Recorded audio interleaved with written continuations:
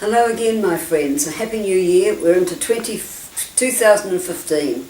Amazing. And here in Aotearoa, New Zealand, it's the most glorious, glorious week of weather, which speaks very clearly, of course, of the light of the sun, the light of Christ. Easy to talk about on a day like this.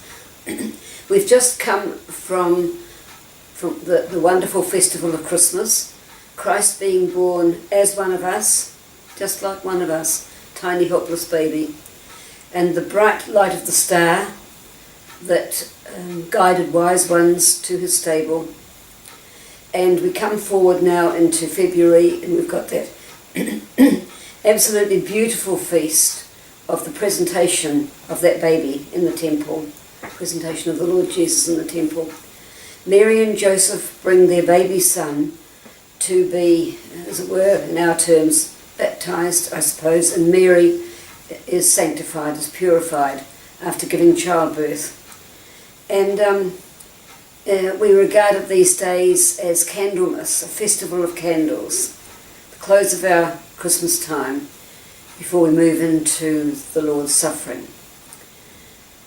And that beautiful scene, Jesus being presented in the temple, no wonder the idea of tiny candle lights to represent him as the light of the world. It's just beautiful. But Simeon turns to Mary and says, "And a sword of sorrow will pierce your heart too." Suddenly the atmosphere in the temple changes, becomes threatening, menacing, and that cloud will never be dispersed until the resurrection.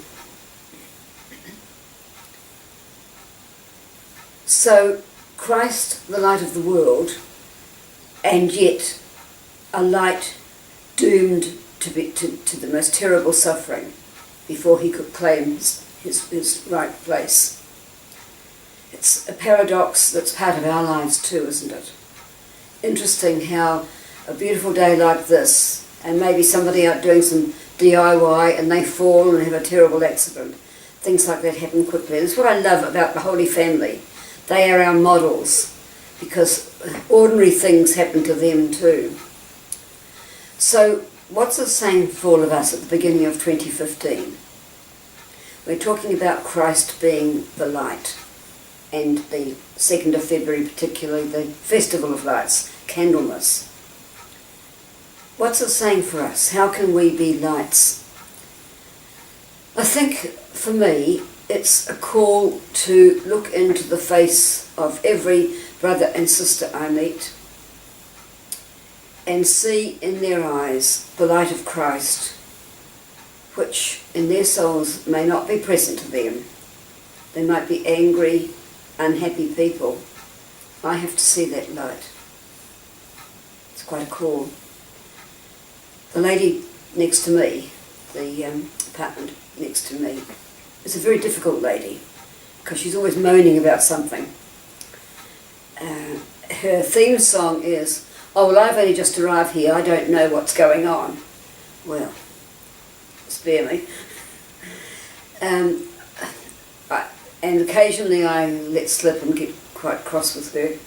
That's not appropriate. I have to keep calm, realise that she's recently widowed, she's suffering, she's struggling. I have to see the light. So seeing the light, my friends, is the call we have for the beginning of this year.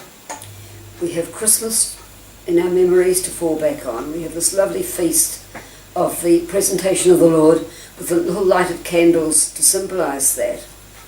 It's up to us as Catholic Christians to be that light.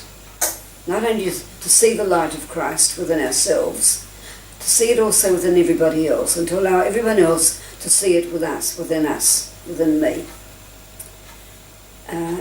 As I said, it's not easy. It ain't easy.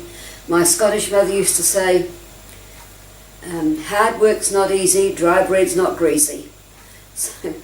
But that's our call. So this year, let's move through that together.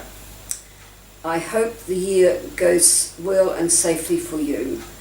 I hope that whatever troubles come your way, and they will eventually, that you allow Christ and his lovely Mother Mary to walk with you and keep the light burning within you. Because remember that God is present only in the present moment.